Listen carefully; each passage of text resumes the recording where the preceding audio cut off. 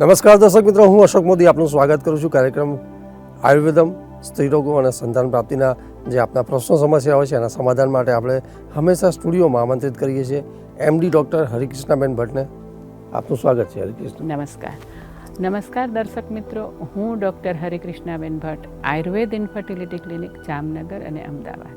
હરિકૃષ્ણાબેન, ઘણા બધા સવાલો અને જે કન્ફ્યુઝન્સ થયા છે દર્શક મિત્રોમાં કે જેને આપણે ગર્ભાશયનું એક ટીબી કહેતા હોય છે, જેને જેનિટલ ટ્યુબરક્યુલોસિસ જે કહેતા હોય છે, અને એના લઈને જે ઘણી બધી લોકોમાં કન્ફ્યુઝન ડાઉટ છે અને એના સવાલો એ લોકો કરતા હોય છે. ત્યારે દર્શક મિત્રો હું જાણી દઉં કે જ્યારે જેનિટલ અથવા તો રિપ્રોડક્ટિવ સિસ્ટમ જે છે ઓર્ગન્સને એને જ્યારે ઇફેક્ટ કરે છે કોઈ ઇન્ફેક્શન, ત્યારે આપણે આ જેનિટલ ટ્યુબરક્યુલોસિસ જે કહેતા હોય છે, અને એના લઈને આ જે સવાલો છે અને આપણી પાસેથી જાણવું છે હરિકૃષ્ણાબેન કે આ કેટલું ખાસ છે ભારત દેશમાં, ખાસ કે જે કેટલું કોમન લોકોમાં જોવાય છે, અને પહેલાં તો જાણીએ કે આ શું છે. અશોકભાઈ, જ્યારે આપણે એક ગર્ભાશયનો ટીબી અથવા તો જેનિટલ ટ્યુબરક્યુલોસિસ વિશે વાત કરીએ તો સૌથી પહેલાં તો આપણે એ જોવું પડે કે ટ્યુબરક્યુલોસિસ એટલે શું છે, કે ટીબી એટલે શું, અથવા તો ટીબી ફેલાય છે કઈ રીતે.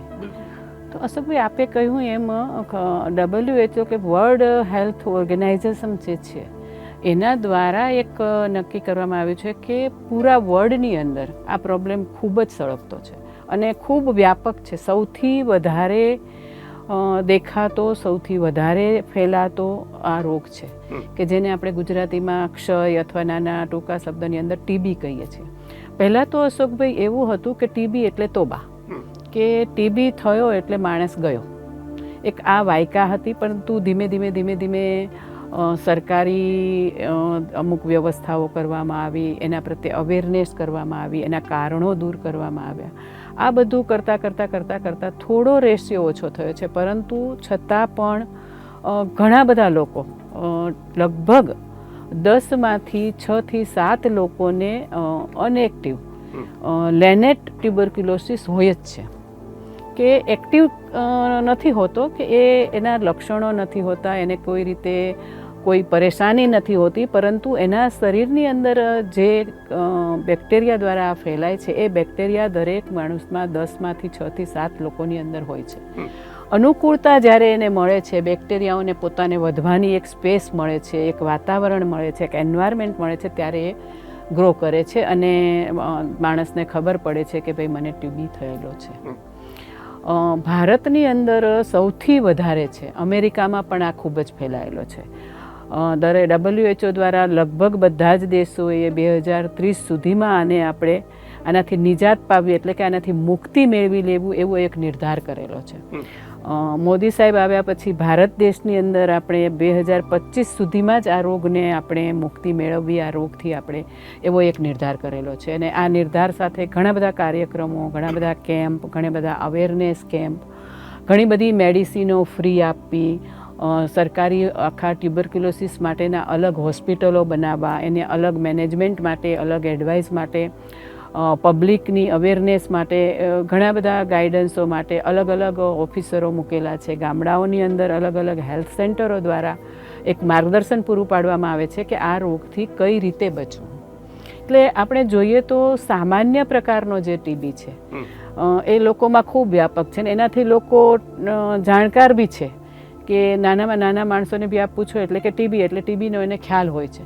પરંતુ આપણે જે વાત કરવાની છે એક ગર્ભાશયનો ટીબી છે, કે જેના પ્રત્યે એટલી અવેરનેસ નથી, જેના પ્રત્યે આ વસ્તુ ક્યાં સુધી સ્ત્રીને હેરાન કરી શકે છે, અથવા તો એની જિંદગીના મહત્ત્વના જે પાસાઓ છે એની અંદર એ ક્યાં સુધી ઇફેક્ટ કરી શકે છે, એ વસ્તુ છે.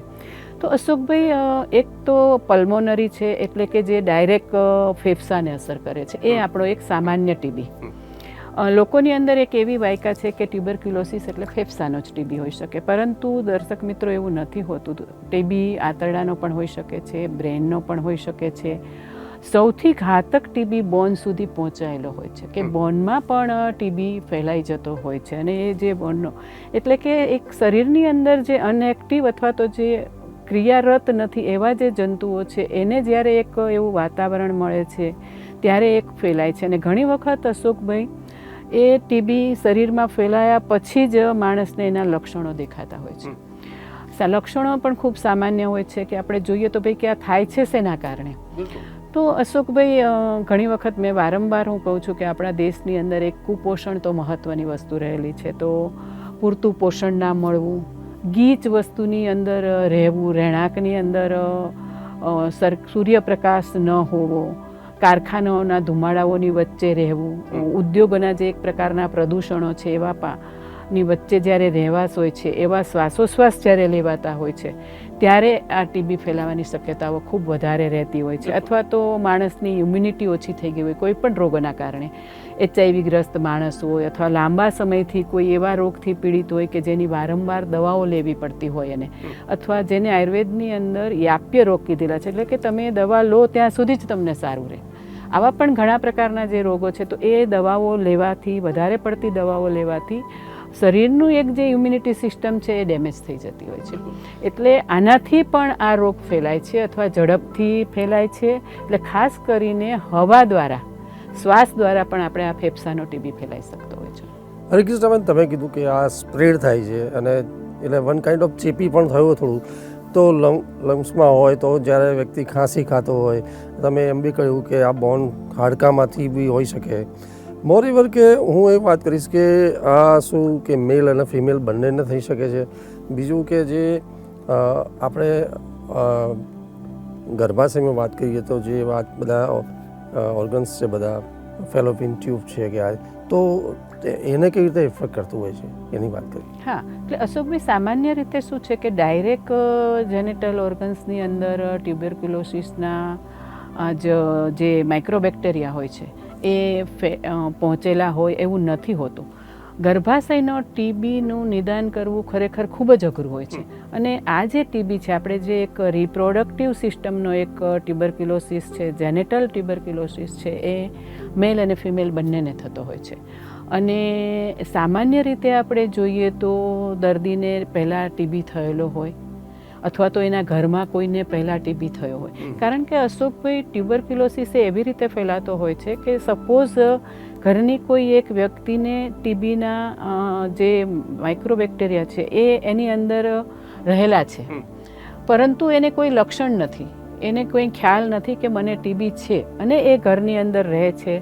ક્યારેક ખાંસી આવે છે તો હાથ નથી રાખતા અથવા તો રૂમાલ નથી રાખતા, અથવા ક્યારેક છીંક આવે છે, તો આ બધી વસ્તુઓ દ્વારા એ ફેલાય છે. ત્યારે પેશન્ટને ખબર નથી કે મને ટ્યુબરક્યુલોસિસ છે, છતાં એ આજુબાજુના વાતાવરણની અંદર ટીબી ફેલાવી શકે છે.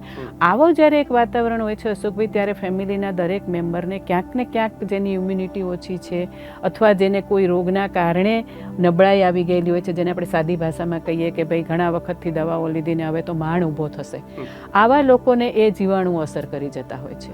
અને ક્યારેક એ અસર કર્યા પછી બ્લડ દ્વારા અથવા તો લસિકા ગ્રંથિ દ્વારા, અમારા આયુર્વેદની અંદર સ્ત્રોતો વિજ્ઞાન છે આખું, તો રસવહ સ્ત્રોતસ દ્વારા આખા શરીરમાં ફેલાય છે, આખા શરીરની અંદર. એટલે ક્યારેક પછી એ ફેલાતા આંતરડાનો ટીબી થતો હોય છે, ક્યારેક બોનનો ટીબી થતો હોય છે, અને એ જંતુઓ ત્યાં જઈ અને ગર્ભાશયનો અથવા તો પુરુષોને જેનિટલ ઓર્ગન્સના ટ્યુબરક્યુલોસિસ થતા હોય છે. એટલે ડાયરેક્ટ ઇનડાયરેક્ટ પણ આ ગર્ભાશયનો ટીબી અથવા તો જેનિટલ ઓર્ગન્સનો જે ટીબી છે એ એક સાયલન્ટ કિલર છે. લેડીઝને અથવા તો જેન્ટ્સને કોઈ પણ પ્રકારના સાઇન સિમ્ટમ્સ નથી દેખાતા, ખાસ એવી કોઈ નબળાઈ પણ નથી લાગતી હોતી કે ક્યારેય તાવ આવતો હોય એવું નથી હોતું.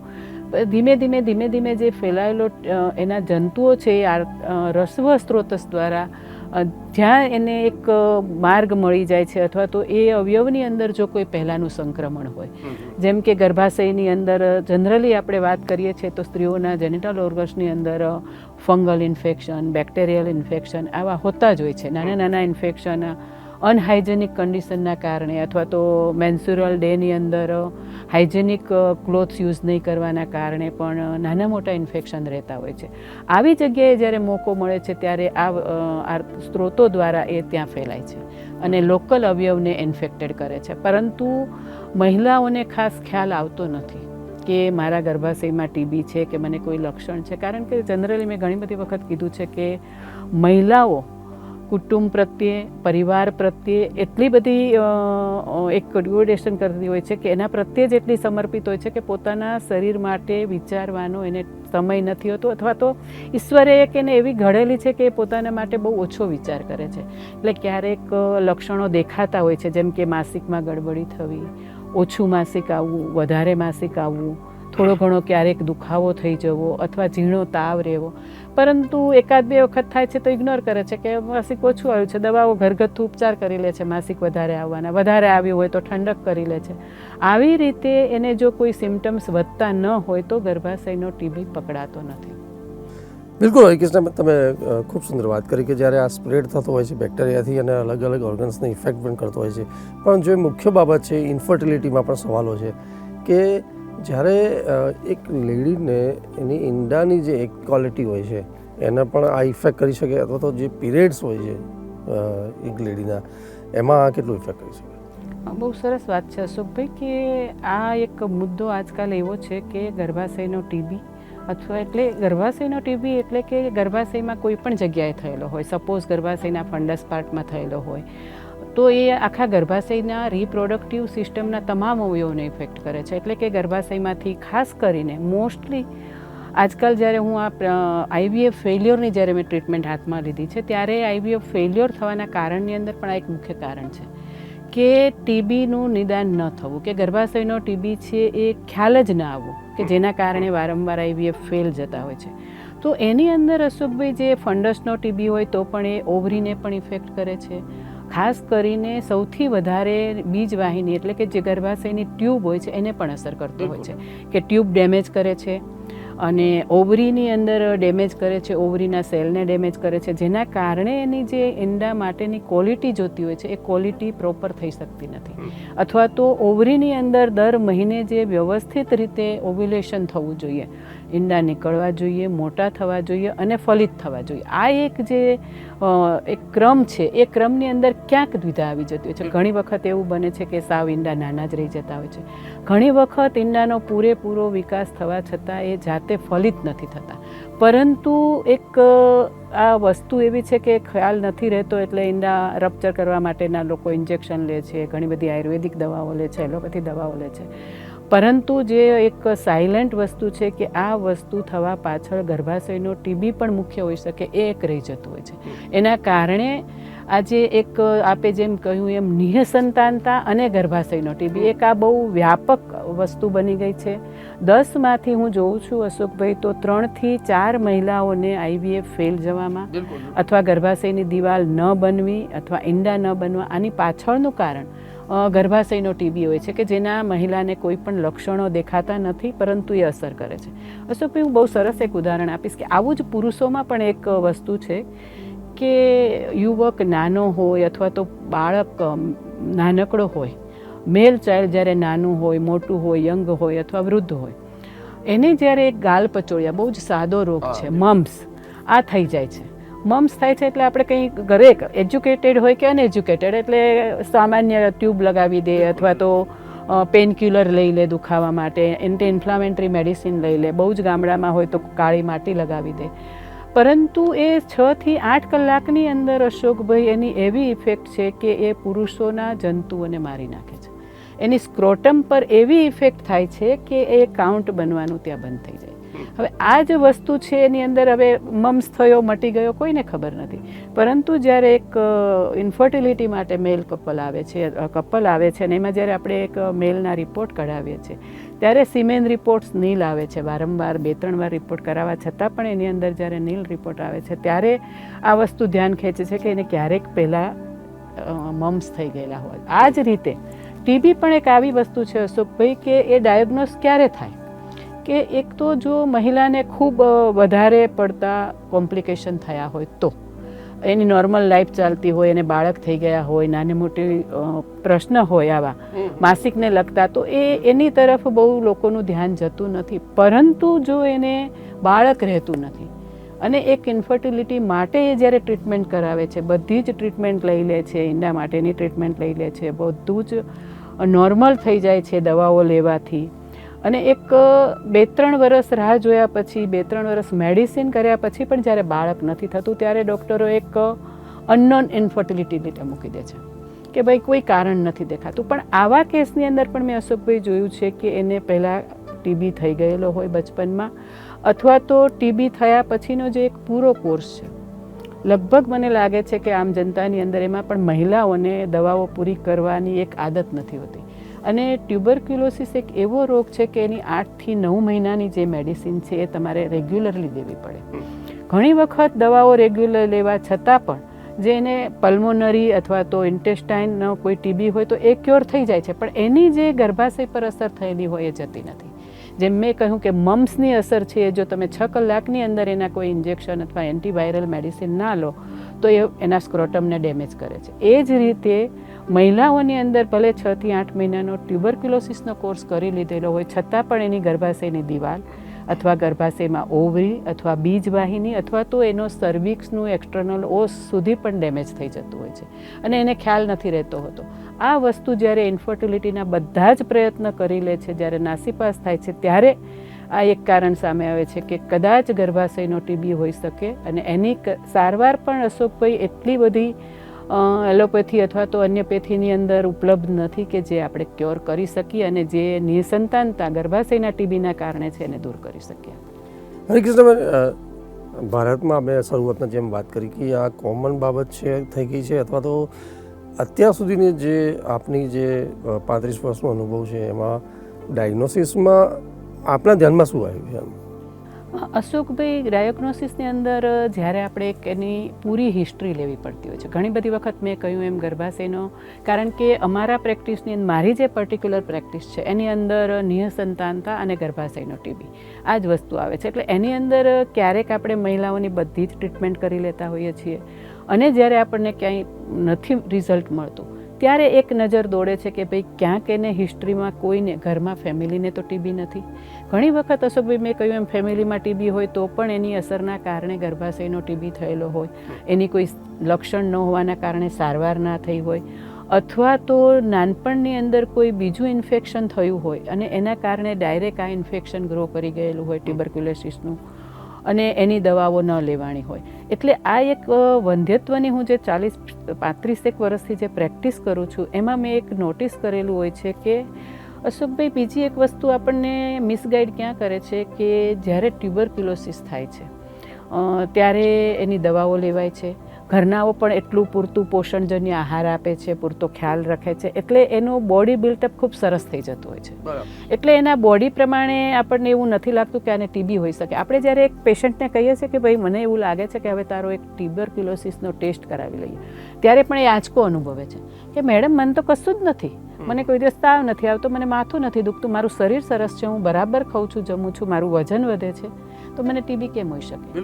એટલે આ પણ એક વસ્તુ ઇન્ફર્ટિલિટીના ડાયગ્નોસિસ કરવાની અંદર જ્યારે અમે નિસંતાન કપલ ઉપર મૂકીએ છીએ એની સામે કે ભાઈ આ વસ્તુ કરાવવી પડે ત્યારે એક આંચકાજનક હોય છે. એટલે કે આનું નિદાન કરવું પણ એક અઘરું થઈ જતું હોય છે. આવા સમયે અશોકભાઈ અમે એના નિદાન માટેના ઘણા બધા, જેમ સામાન્ય ટીબી માટે મોન્ટુક ટેસ્ટ છે, PCR ટેસ્ટ છે, MRI છે, CT સ્કેન છે, ફેફસાનું એક્સરે છે, આ બધું કરતા હોઈએ છીએ અને એની અંદર જેટલું વહેલું નિદાન થાય એટલું વહેલા સારવાર થાય અને પૂરેપૂરી સારવાર થાય તો આજકાલ ટ્યુબરક્યુલોસિસ અસાધ્ય નથી, એટલે કે ન મટે એવું નથી, એકદમ ક્યોર થઈ જતો હોય છે.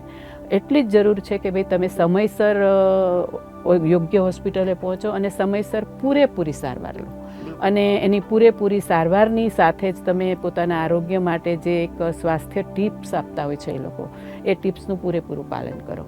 અને મહિલાઓને પણ આ જ રીતે જ્યારે ગર્ભાશયના ટીબી માટે અમે કહીએ છીએ ત્યારે પછી બહુ જ કોમન અમુક ડાયગ્નોસિસના એવા પાસાઓ હોય છે કે જેના દ્વારા અમે નિદાન કરીએ છીએ. અને ખરેખર આજકાલ હું જે પ્રેક્ટિસ કરું છું એની અંદર 10માંથી 5 થી 6 મહિલાઓને ગર્ભાશયનો ટીબી નીકળે છે. એનું ડાયગ્નોસિસ પણ બહુ સહેલું હોય છે કે મેન્સ્યુરલ બ્લડ દ્વારા પણ આપણે એની લઈને અથવા તો નીચેની ચામડી લઈને બાયોપ્સીમાં મોકલીને પણ એનું નિદાન કરી શકીએ છીએ. પણ માત્ર 1 કે 2 ટેસ્ટની અંદર ટીબી આવી ગયો અને એની પૂરેપૂરી સારવાર કરવી એ પણ એટલી હિતાવહ નથી.